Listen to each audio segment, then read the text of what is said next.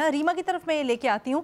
ये जो उमर ने सवाल उठाया, रीमा, ये मैं खासकर इसलिए पूछ रही हूँ क्योंकि जिस की पीस डील ब्रोकर हुई उस वक्त मैं खुद यूरोप में मौजूद थी। वहाँ बहुत सारे फ़लस्तीनी सहाफ़ियों से मेरा इंटरेक्शन हुआ, फ़लस्तीनी जो पनाह गुज़ीन वहाँ पर मौजूद थे उनसे इंटरेक्शन हुआ और उनसे मैंने पूछा कि ये जो पीस डील है इसके ऊपर उनकी क्या टेक अवेज़ हैं या क्या थाट्स हैं। तो ज़्यादातर की यही राय थी कि कोई सलूशन या एटलीस्ट कोई ना कोई मिडल वे, एक परफेक्ट या एक बेहतरीन हल से ज़्यादा बेहतर है जो इस वक्त हुआ है। क्या वाकई में अब पाकिस्तान को भी इस अप्रोच के साथ आगे बढ़ना चाहिए? अलीना, मुझे थोड़ी हैरत होती है इस सवाल पे, क्योंकि ऐसा तो नहीं है कि पाकिस्तान जो है उसकी अगर हम फोर्सेस ना भेजें तो आगे कुछ चलेगा नहीं, वापस नस्ल कुशी शुरू हो जाएगी। ऐसा तो नहीं है ना। अब जिस स्टेज पे वो डील है, सवाल मेरा ये है कि क्या उसमें पाकिस्तान की इन्वॉल्वमेंट क्यों इतनी जरूरी है। अगर पाकिस्तान इन्वॉल्व नहीं होता, हम क्या गेन करते हैं और क्या लूज करते हैं, ये अपने पॉइंट ऑफ व्यू से भी सोचने की जरूरत है।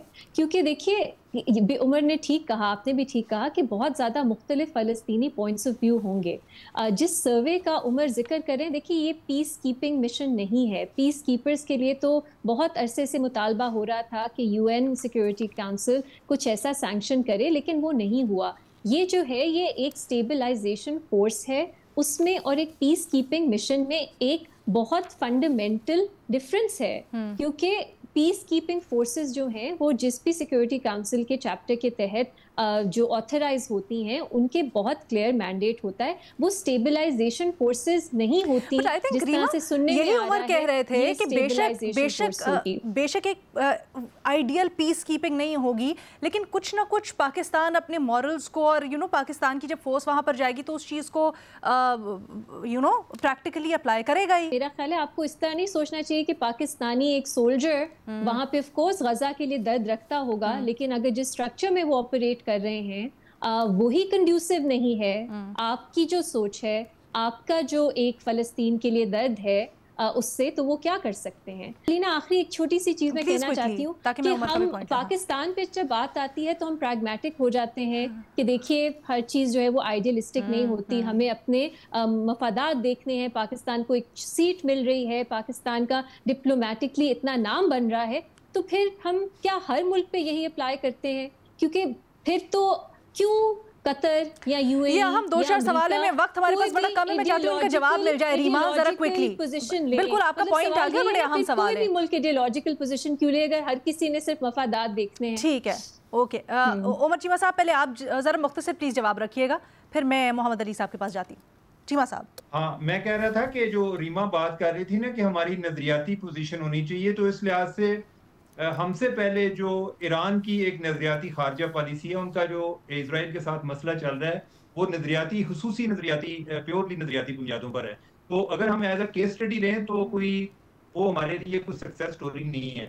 दूसरा, जो हम ये जो ट्रुथ्स की बात कर रहे हैं, हम इनको डिस्कस कर रहे हैं इन एब्सेंस ऑफ इंफॉर्मेशन, कि हमारे पास कोई इंफॉर्मेशन नहीं है अभी कि उनका मेंटल क्या है। अब उसमें इतने मुसलमान ममालिक हैं, ऑब्वियसली वो सारे जो हैं, अगर सारे नहीं हैं तो कोई ऐसे तो हैं जो डेमोक्रेसीज हैं, जो टर्की वाले हैं वो भी अपने लोगों को जवाब दें, हम भी अपने जो हमारी गवर्नमेंट है वो भी जवाब दे।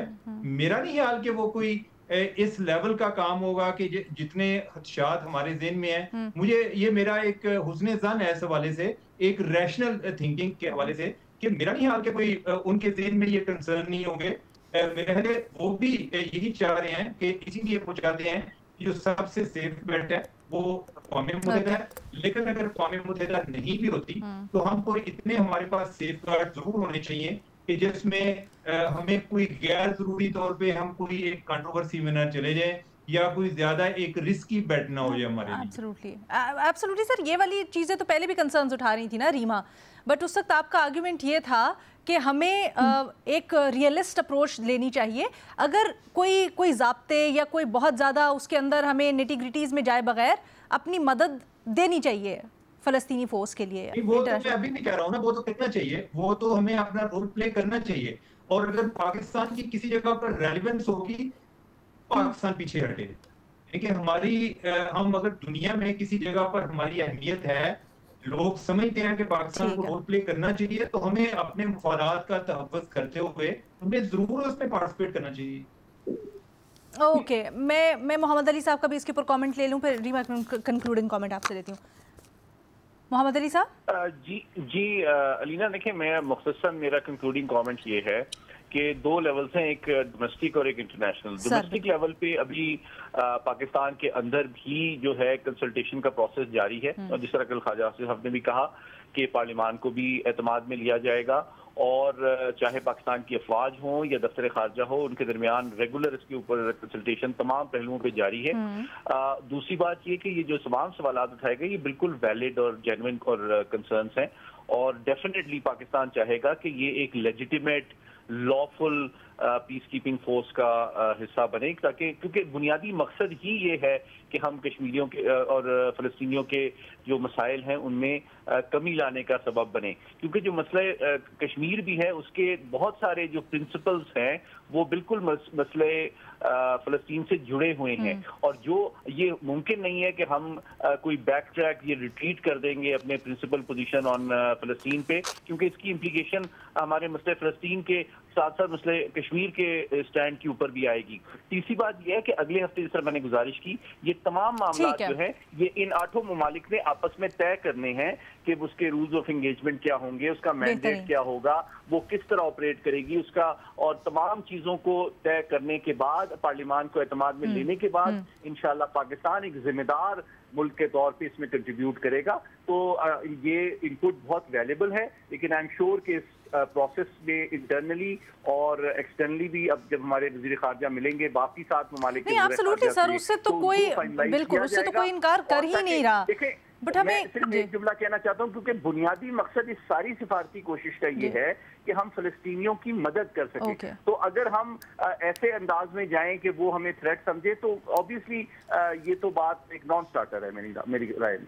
अच्छा ठीक है, रिया उमर साहिबा प्लीज मुख्तसर तरीन। जी अलीना, देखिए यही बात है, एक प्रपोजल है जिसकी हमें पता नहीं है डिटेल्स, हमें उसका पता नहीं है मैंडेट क्या होगा, वो कौन ऑथराइज करेगा, उसकी टर्म्स क्या होंगी।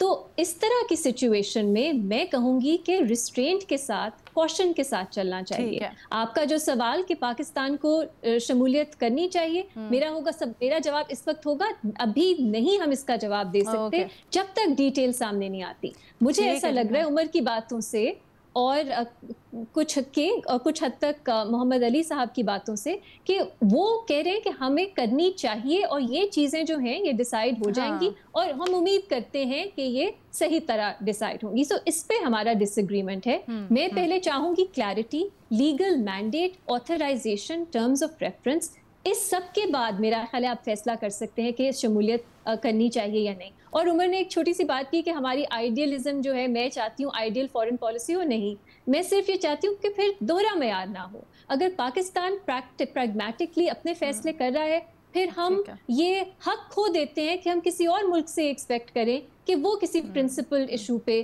फॉरेन पॉलिसी के फैसले ले, फिर तो पूरी दुनिया ऐसे ही चलेगी। फिर किसी और से भी तवक्को ना करें अगर खुद ऐसा करना है। मैं सिर्फ इस दोहरे मयार को पॉइंट आउट करूंगी। Thank you.